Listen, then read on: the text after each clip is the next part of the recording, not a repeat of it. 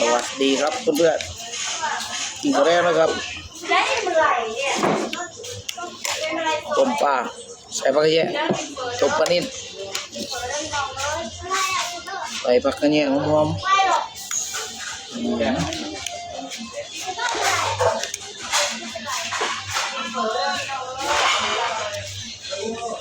แก้ว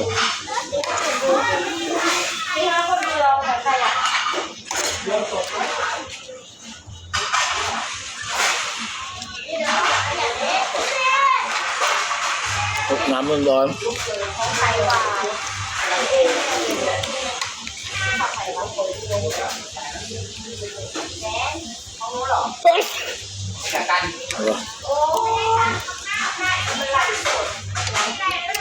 สาวมาเยอะนะสาวไม่พอสาวก็สาวหวานนั่นแหละเยอะมันสวยเยอะหลาว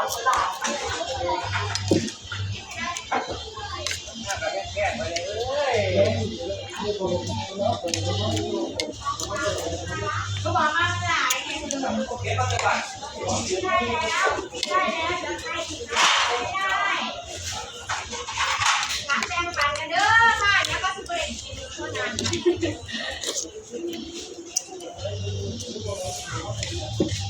มันจะต้องสาว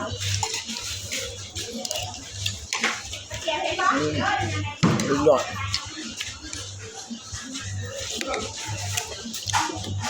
มาบนหอด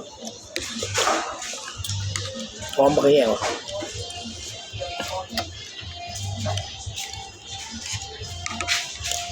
มาเด้อ